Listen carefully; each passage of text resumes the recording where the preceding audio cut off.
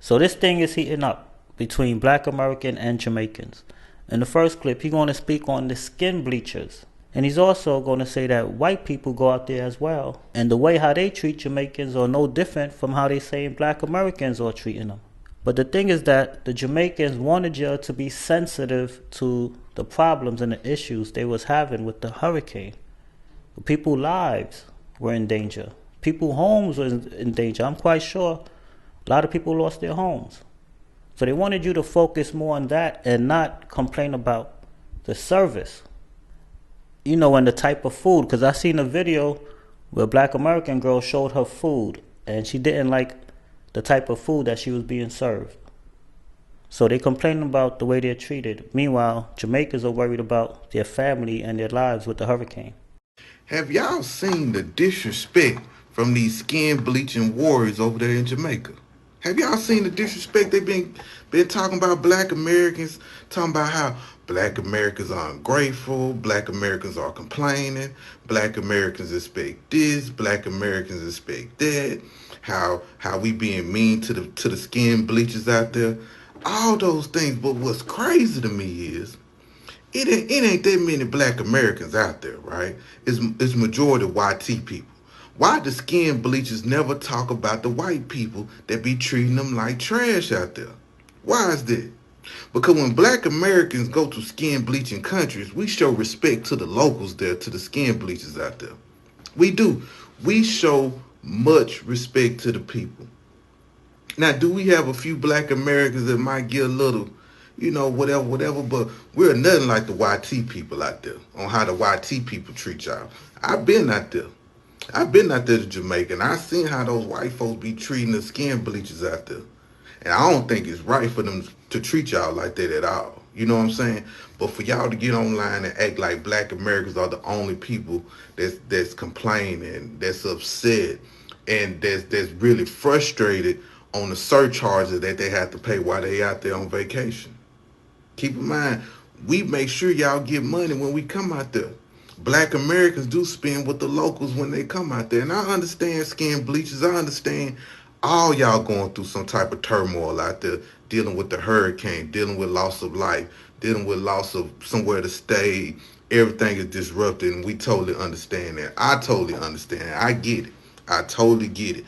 But don't make it seem like Black Americans are the only people complaining about the skin bleachers at the resorts. Please don't do that, y'all. Don't act like that. Don't act like that at all. But anyway, y'all have a good one. And to my Black Americans, y'all stay safe. Y'all be careful making videos out there while y'all out there in Jamaica. And I wish there was like a fund that we can send to make sure our people is straight in Jamaica, because I understand how those skin bleachers are coming at y'all, and we seeing the video of what these skin bleachers are saying. So y'all be safe out there, Black Americans. Please be safe. On your flights. You were complaining about how you were getting treated during a hurricane. I want to see what's going to happen when you can't afford to be at the resort no more. And guess what? You're not Canadian, babes. Your government shut down. That means the embassy's not up. So that means nobody's sending for you. That means you're staying on the streets of Jamaica while they're cleaning up after a hurricane. Let's see how much complaints you have then. Americans. Black Americans. The Americans can't get help. I'm convinced that the entire world is just itching and waiting for a reason to hate Americans, Black Americans specifically. It's like they're waiting for a reason to come at us as hard as possible. Like they might see one American doing one thing in a situation, and from what I hear, it wasn't even an American lady that was doing this complaining in Jamaica. She was from the Caribbean somewhere, and she's definitely got to be Canadian, by the way, because her accent kind of sounds a little like mentally ill, like a little slow. But I think that they just be waiting for something, some reason to go. I mean, the hate is so strong and it's so real. And the video that I've seen, it was a bunch of Americans that got sent down to Jamaica to do the cleanup. So it's like Americans are literally the ones going down there to help the Jamaicans clean up the aftermath of the hurricane. But I don't see any Jamaicans or anybody who's else been talking about this who's not a Black American. I have not seen not one person talk about the video of all of those Americans that flew their asses down there on their own time to help clean up Jamaica. Right on behalf of the Jamaicans, with the Jamaicans. I haven't seen nobody mentioned that though, but everybody got something to say about this perceived whatever. I don't even know. I didn't even see any of the videos. I'm gonna be honest with you. I didn't see any of the videos or the people complaining. But all I know is, whenever it's something good, oh, you ain't got nothing to say. Now you quiet. But when it's something that you think, when it's something bad and you think it's an American, you got a lot to say. Everybody got something to say. Wait. To all you entitled tourists currently in Jamaica complaining, be so for real. Let's get into it. So not only did you decide to book a trip to Jamaica during hurricane season, you decided not to get travel insurance, so therefore you couldn't cancel your trip because you was going to lose money. So you were going to go anyway because this hurricane did not just pop up out of nowhere. Then you didn't prepare just in case of a hurricane. You didn't register with the U.S. Embassy. You're upset and complaining that the airports canceled flights during a Category 4 and 5 hurricane because of the wind. So you want somebody to take you up in an airplane and get you back home. No. Then you decide to complain about the resort not refunding you for your stay due to a natural disaster.